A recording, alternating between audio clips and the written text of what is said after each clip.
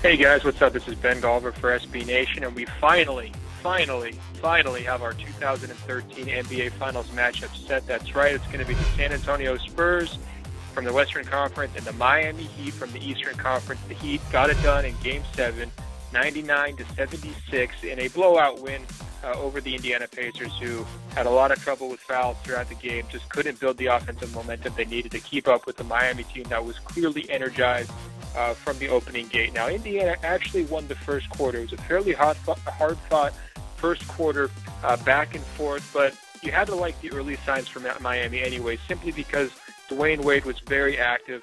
He was hitting the boards. He was looking for his own shot, and he wasn't out of control. Chris Bosh was also active and involved, although he was struggling with his shot. But still, you had to like the overall energy and effort level and just the whole swagger to the Miami team coming out in Game 7. There wasn't any of the nerves that you might expect being the huge favorite.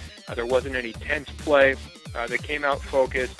And LeBron James, actually started a little bit slowly, kind of let the game come to him, let everybody else get established before he really started to take over as the game unfolded. Moving into the second quarter, I think what you saw was LeBron starting to assert himself a little bit. He finished with a game-high 32 points, 8 rebounds, 4 assists, 2 steals, 1 block, a.k.a. a typical LeBron night. He's been very good throughout his career in Game 7s. It's the second year in a row he put up a huge Game 7 in a closeout performance. Last year he beat the Celtics. This time he beats the Pacers. He didn't shoot a ton, but he did get to the free throw line a lot. His 15 of 16 free throws was a huge difference. He actually had more free throws than the Indiana Pacers combined, who only made 14 of their 20 shots. And he kept the Pacers, all back on their heels and in foul trouble.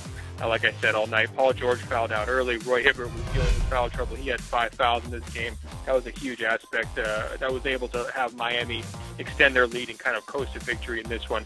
Bosh had a few jumpers. He was finally able to get that knocked down. You kind of wonder why he was struggling so much with his ankle injury when, he's such a face-up shooter and he's not super active. He clearly was finally able to put the pieces together in this game. He had 9 points and 8 rebounds.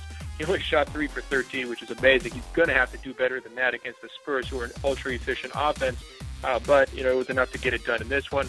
As you go to the second half, I think what you saw from Dwyane Wade was, a little bit of a I told you so game towards some of his critics. He's the kind of guy who's easy to write off when he struggles because he just looks so bad when that knee's not quite right.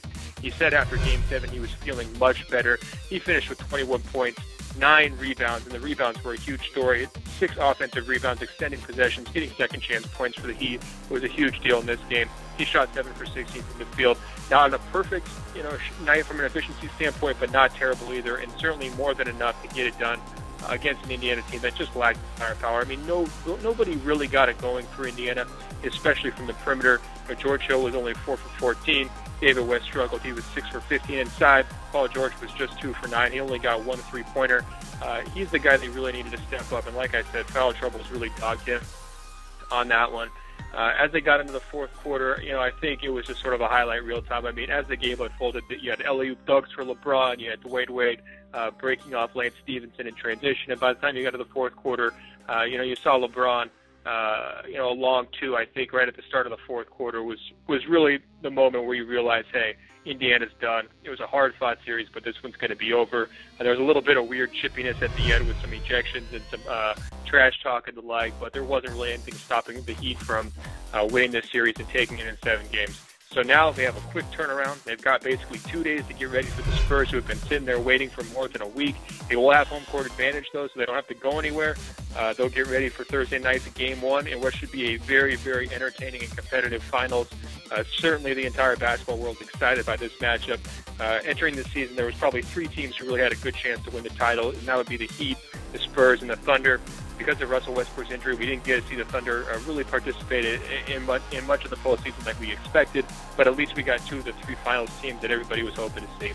All right, guys, be sure to check out SBNation.com/NBA and subscribe to SB Nation on YouTube.